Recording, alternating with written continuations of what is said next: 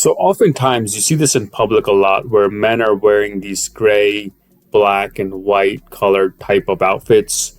It is dull, it doesn't stand out, it just blends in, and there's nothing that's fashionable or unique about it.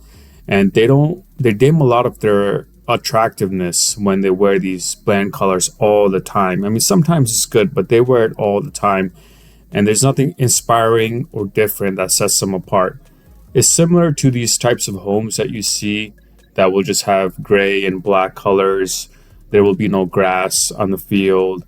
There will be no nice, luscious scenery or trees. The roof will be bland. It will have a general ugly setting. Now compare that to these homes that just light up and glow. They have contrast in colors, green, white, brown, light blue, and you see they're much more attractive looking, right? They have good colors, contrast, they're full of life, they're not dull.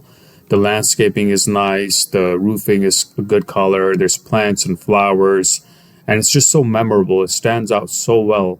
And that's similar to men wearing outfits such as these brown and white colors and contrasting colors and a nice yellow and navy type of jacket and a nice maroon and gray, blue and white, a light gray and white. And these colors now stand out and they make you look more memorable in a crowd where everybody's just wearing gray. And you'll notice in everyday life when you go outside to these supermarkets and these stores that most people are dressed in sweatpants and slippers. They haven't taken any time out of their day to think about what they're going to wear. And oftentimes if they do have a good outfit, it won't be ironed or, lint free.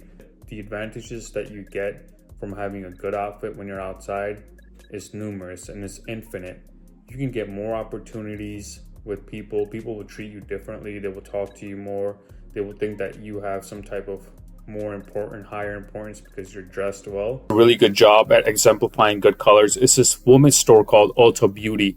All right, it's this woman's makeup and accessories and shampoo store. And when you go in the store, you see that a lot of things that they have are filled with colors and good packaging and nice contrast of colors. And these places know that colorful things are attractive and they're well looked out after. These stores that have a nice mix of pastel and neutral and deep and light colors, they know that this is what draws the eye. Like I knew times where I will enter a restaurant or a hotel, and for that specific 1 or 2 minutes, the attention from the host is focused on me because they subconsciously and consciously think that I'm someone of importance that's coming to their venue.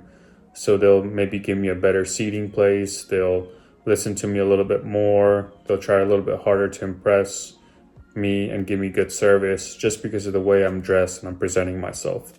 And a lot of people miss out on this opportunities when they go out looking sloppy. A lot of men miss out when they're not dressed how they can potentially be dressed. Look at this aesthetic where it's so uninspiring, it's ugly, and it's very bland. You see, there's nothing that special about this. A lot of people want to escape this environment because it's miserable and cold, and it's similar to people that dress in gray sweatpants and dirty clothing and just go out looking like slobs. It's just uninspiring, and more people are dressing like this, and it's pretty concerning because what is it going to look like 20, 30 years from now? Where nobody puts in any amount of effort into how they dress or how they're looking. This post in Quora.com sums it up pretty well, where it says that men's clothes that fit well is attractive. A man in a suit, right, navy and charcoal for safe picks and shades of brown. Men that are in a great pair of jeans, that's going to matter on the fit and how it looks. A man wearing a nice dress shirt, and also a man in a nice pair of shoes. Shoes are probably one of the most important parts of your outfit. And then of course in the colder months, you can wear a nice stylish jacket, as point number 6 says, and also a man wearing a smile. You notice in this post, nowhere did it say comfy clothing, pajamas, sweatpants, baggy t-shirts, comfortable slippers. Save all that stuff for your home, all right, for your backyard, playing there and stuff like that. Don't bring that stuff out in public. This picture shows exactly that women actually see more layers of colors than men. You see on the right, you see the man sees a handful of colors, but women can see distinctly how each shade of purple looks like, the breakdown, and they have a deeper sort of vision and intuition of how different colors add up, whereas men are more summarized in the way that they look at colors. And what I found doing my research is that some sources actually say that women can actually see more differentiations in colors than men, and men are more significantly, more men are afflicted with color blindness than women, which makes sense now that you think about it. Men don't really look into colors that much that women do, and there is a significant gap in how both genders look at colors. Now, this isn't to say that us men now go need to go out and wear pink and lavender and bright yellow and only these types of colors and we have to match the women in colors. No, that's not what I'm trying to say here. What I'm trying to differentiate and mention here is that us men are behind when it comes to how we choose colors, clothing, and the look of our appearance when it comes to style compared to how women are. Women are miles ahead. And us men, we need to upgrade our game, not just for being more attractive to women, but just in general life opportunities, in career opportunities. When you go to interviews, just wearing a suit and showing up on camera is a huge differentiator because now everyone's going casual and business casual in jeans, and even in formal settings, they're downgrading how they wear clothing. This video is to bring awareness that we need to upgrade our style, our colors, our intuition, and our deliberately know what we're doing when it comes to choosing outfits and looks for ourselves. Lastly, I'll leave you guys with a very important study that was done back in 2003 by Joe Halleck, which compared color preferences amongst men and women across 22 countries.